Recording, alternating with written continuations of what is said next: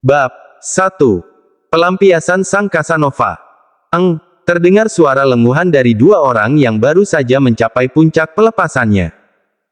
Setelah selesai mendapatkan apa yang ia mau, laki-laki yang berada di atas seorang perempuan yang telah tergeletak lemas pun segera bangkit berdiri. Ia berjalan menuju nakas dan mengambil dompet tebal miliknya. Setelah itu ia mengeluarkan sejumlah uang dan melemparkannya ke atas kasur hingga berhamburan mengenai sang perempuan yang sengaja disewa untuk menuntaskan hasratnya. Ya, perempuan itu adalah perempuan panggilan. Sebuah kebiasaan yang Rainero lakukan semenjak kegagalan pernikahannya. Rainero ditinggalkan tunangannya setelah mengetahui fakta dirinya mandul. Sejak saat itu, Rainero menggila.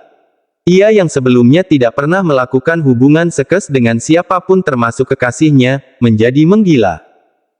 Ia menjelma menjadi Casanova yang nyaris menghabiskan tiap malamnya dengan melakukan hubungan terlarang pada setiap wanita yang diinginkannya. Tentu saja tak ada yang mampu menolak pesona seorang Rainero Sanchez. Seorang pengusaha muda sukses yang begitu disegani lawan bisnisnya. Setelah melemparkan uang, Rainero segera masuk ke kamar mandi dan melepas pengaman yang selalu ia pakai. Bukan takut lawan mainnya hamil, toh dirinya telah divonis mandul. Akan tetapi lebih ke mencegah ia tertular penyakit terkutuk yang bisa saja menular entah dari siapa. Namun bukan berarti ia selalu memakai benda tersebut. Ada kalanya ia pun tidak memakainya. Tapi itu hanya ia lakukan pada orang-orang tertentu yang tentu saja telah diseleksi dan periksa kesehatannya. Meskipun harus mengeluarkan biaya yang cukup besar, Rainero tak masalah. Yang penting, apa yang ia inginkan tercapai. Dan yang lebih penting lagi, ia bisa melampiaskan segala sesak di dadanya. Sesak yang tak pernah hilang semenjak kegagalan pernikahannya.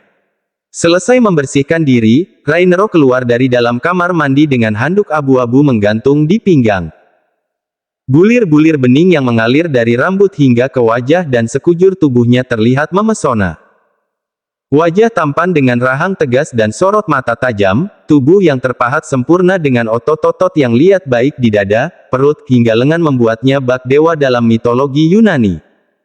Perempuan yang tadi melayaninya, tampak terpesona dengan keelokan itu. Dengan percaya diri, sang perempuan mendekat ke arah Rainero. Dengan gerakan seduktif, ia mencoba menyentuh dada laki-laki yang kini bergelar Casanova tersebut. Namun belum sempat jari jemari lentik perempuan itu menyentuh dada Rainero, pergelangan tangannya telah lebih dulu dicengkeram Rainero dengan erat. Sorot mata Rainero menajam, rahangnya pun mengeras. Meskipun ia kerap melakukan one night stand dengan para perempuan secara random, tapi ia paling tak suka disentuh. Apalagi disentuh wanita-wanita bayaran seperti perempuan yang tengah kesakitan di depannya itu.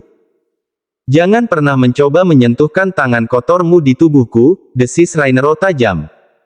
Kenapa? Kenapa tidak boleh? Bukankah kita baru saja selesai melakukan hal yang lebih dari ini? Bahkan aku berhasil memuaskan kejantananmu hingga ke puncaknya.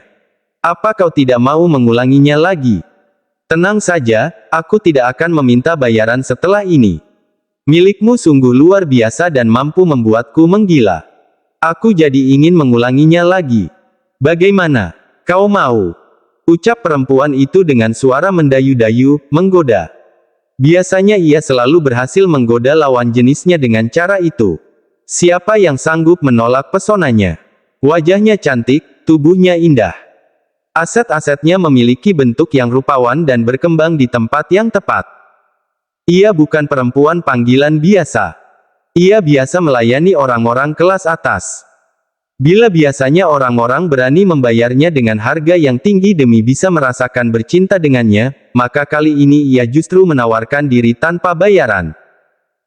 Biarpun permainan Rainero kasar karena ia tak mau melakukan foreplay, hanya dirinya saja yang melakukan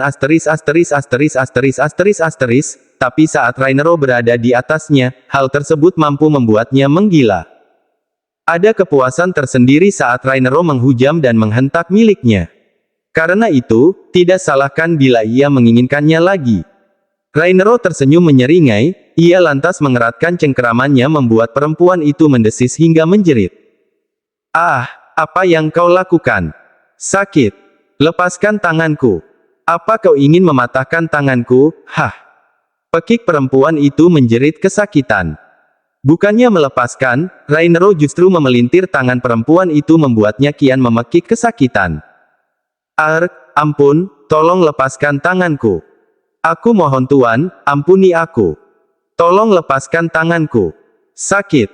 Rainero menyeringai, jangan pernah mencoba menyentuhku dengan tangan kotormu itu. Lebih baik segera pergi dari sini sebelum aku benar-benar mematahkan tanganmu. Desis Rainero sambil menghempaskan tangan sang perempuan hingga ia jatuh tersungkur di lantai.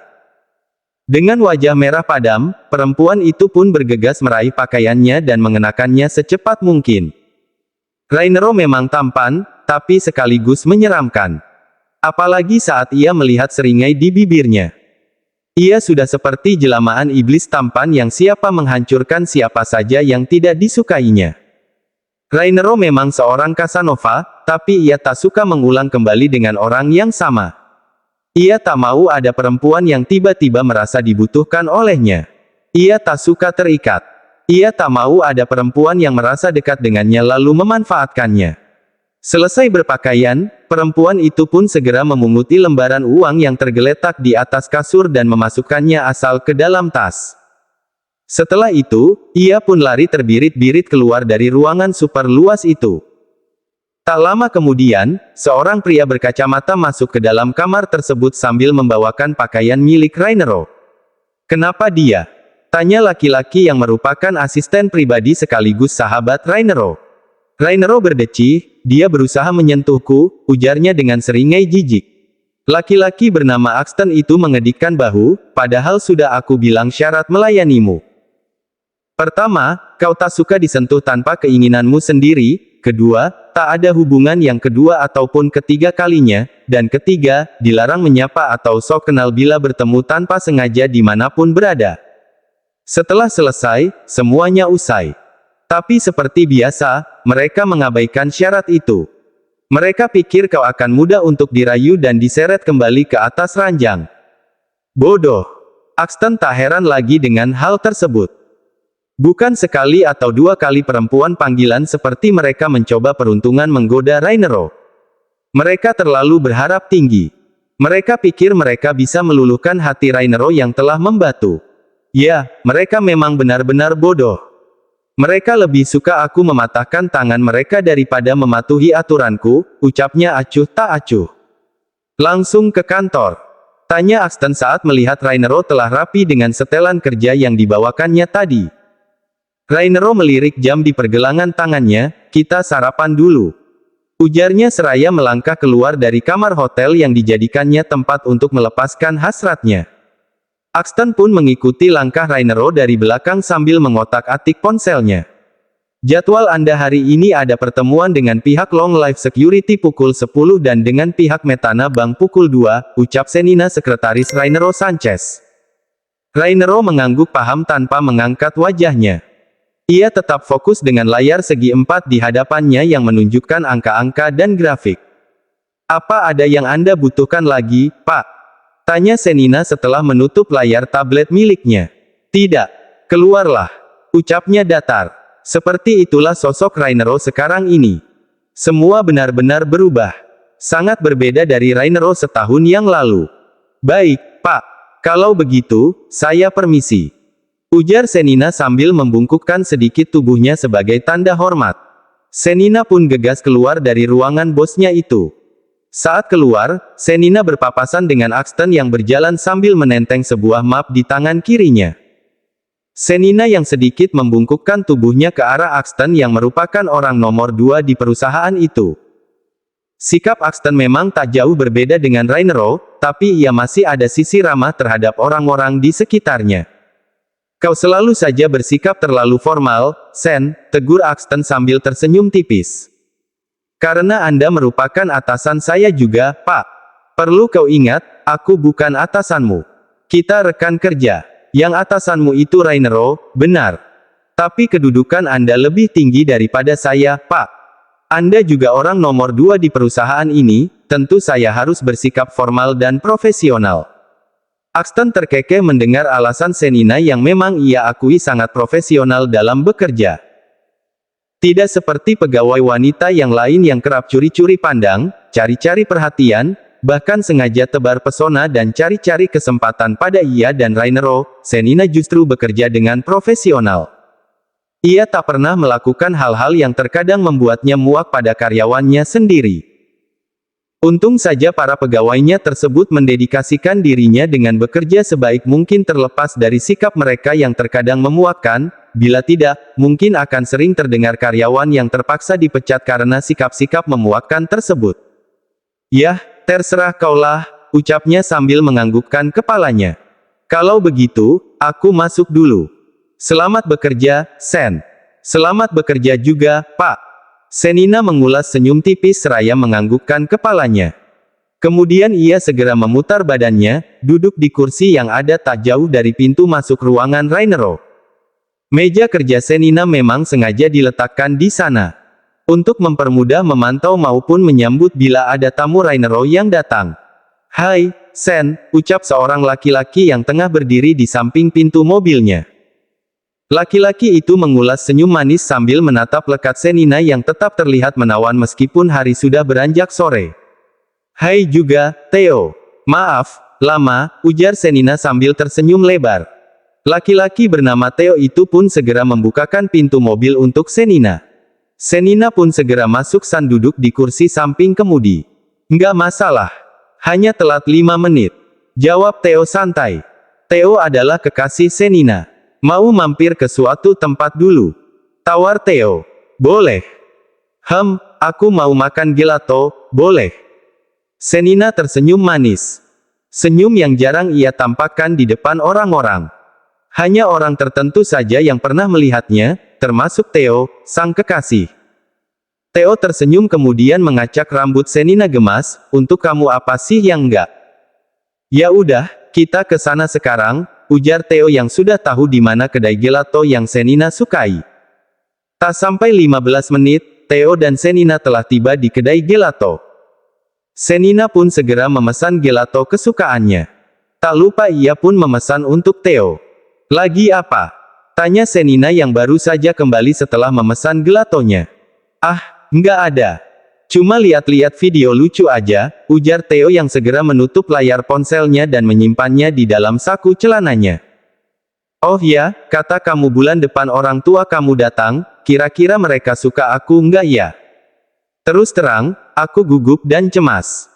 Kamu tahu sendiri kan gimana papa aku dan istrinya itu, ujar Senina sambil menyantap gelato miliknya.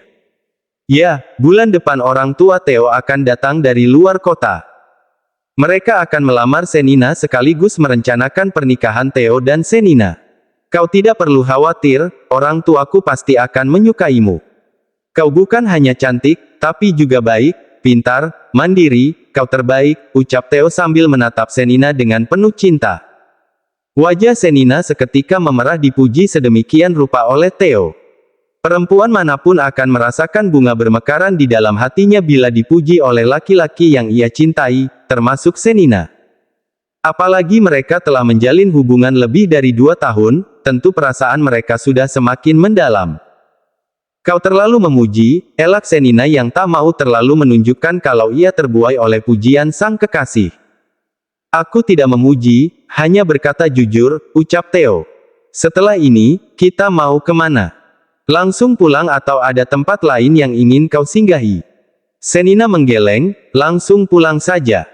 Aku tahu, kau pun pasti sudah merasa lelah setelah seharian bekerja. Tak perlu terlalu dipikirkan.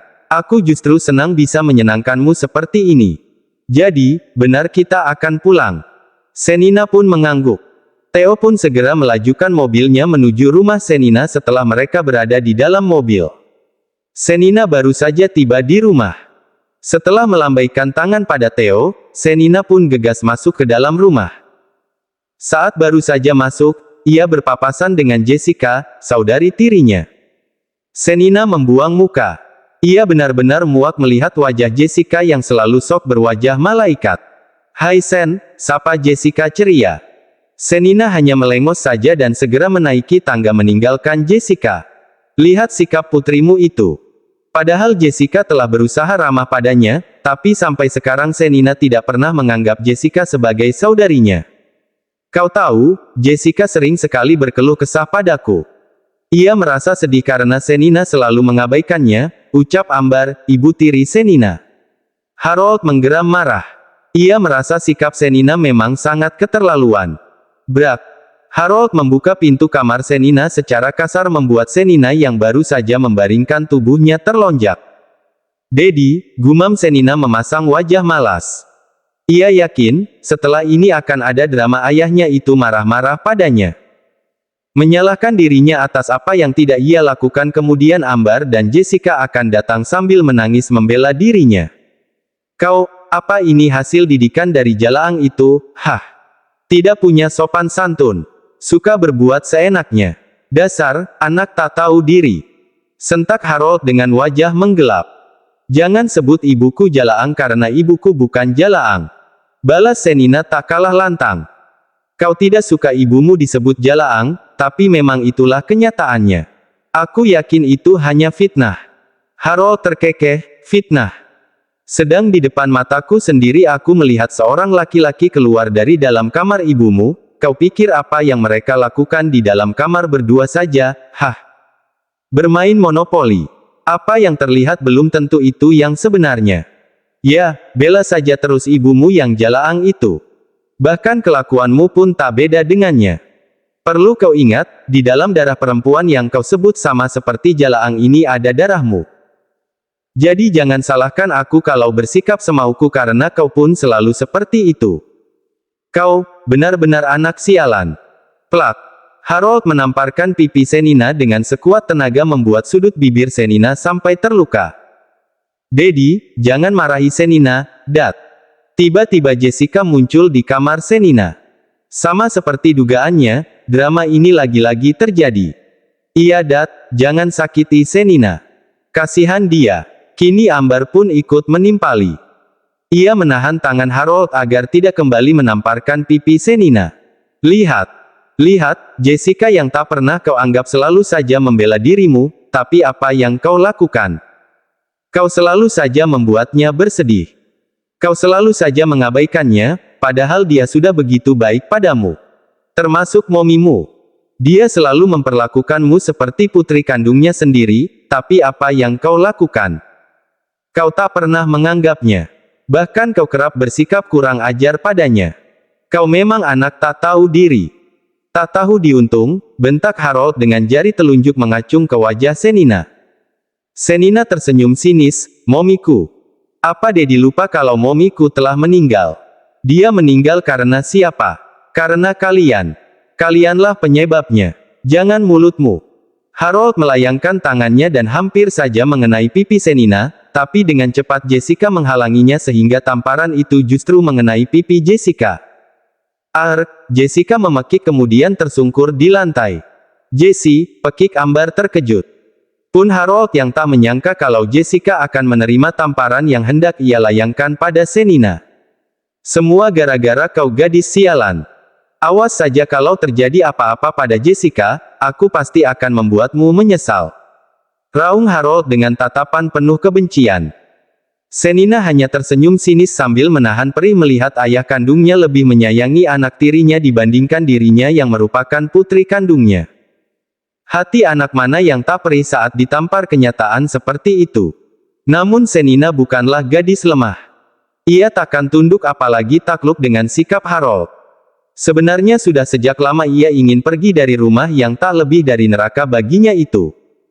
Tapi ia masih memiliki sesuatu yang harus ia lakukan sehingga membuatnya terus bertahan. Meskipun ia harus menelan pahit getir di dalam rumah itu, tapi sebisa mungkin ia tahan agar apa yang tengah ia usahakan bisa segera menemukan titik terang. Bab